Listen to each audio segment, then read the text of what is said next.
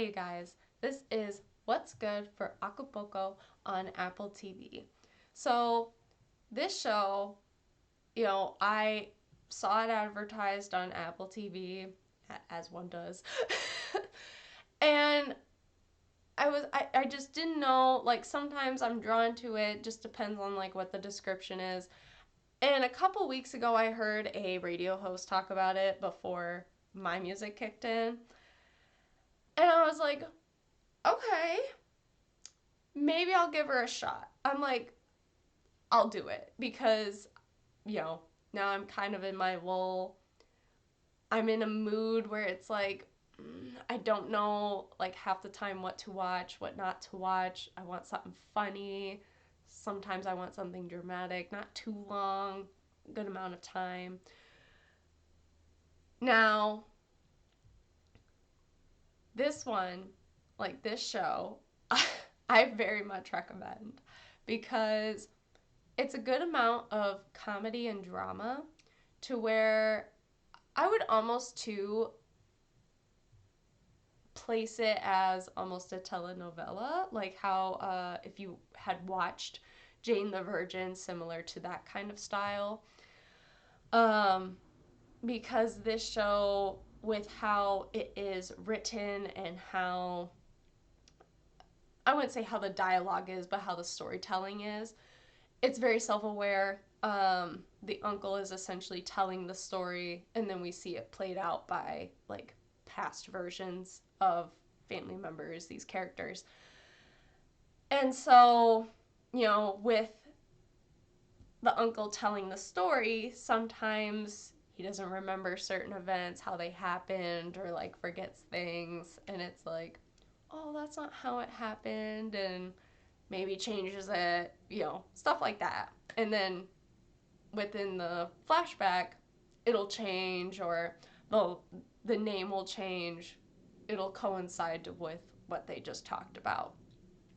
And I have found this very entertaining.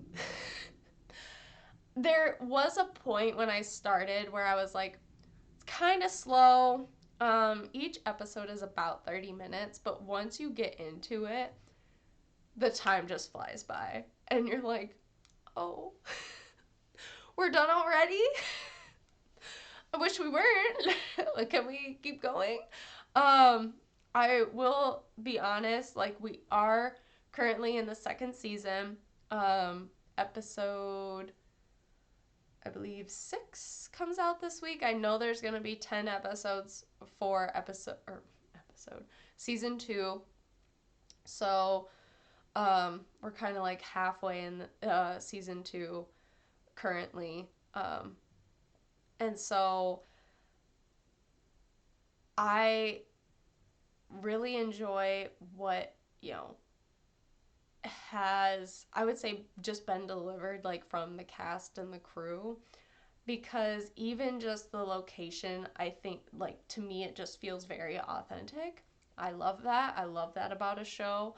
Um, I like the I like how they use, English and Spanish, because they have talked about and they explain why. They're like, hey, we have to use English here. Otherwise, like, you can use Spanish wherever.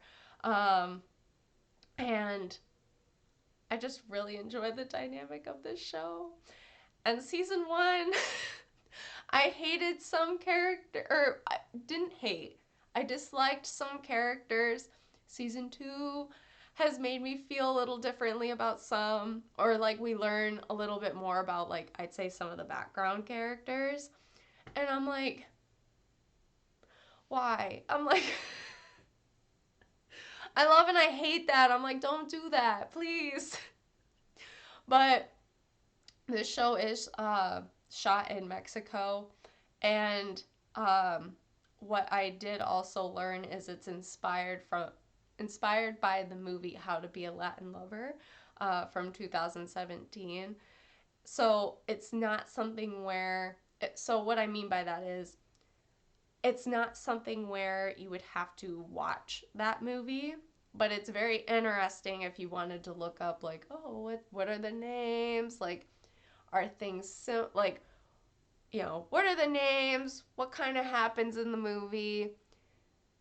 If you know anything like in regards to the show, some of the names are very similar, like character wise. And so I was really surprised. I'm like, oh, okay. So like for a minute I'm like, should I watch this movie and see like what's going on here? Cuz the uncle in present day, his name is Maximo in Acapulco. It's also Maximo in How to Be a Latin Lover. And so it's really interesting. If you want to watch it, go for it. Um, I don't know if I will yet. Haven't come to that decision. Um, but I just found it really interesting how like the names were really similar. They're not connected to where it's like, oh, do I have to watch the movie and the show? They're two separate things. The show was inspired by the movie. So I think I phrased that right. Movie came first. It inspired the show. So feel free to check out if you have watched How to Be a Latin Lover. Feel free to leave that thought down below. How did you feel about that movie? If you have watched Acapulco, I feel like I pronounced that really weird right there. Acapulco. Feel free to leave your thoughts down below, and I will talk to you all later. Bye.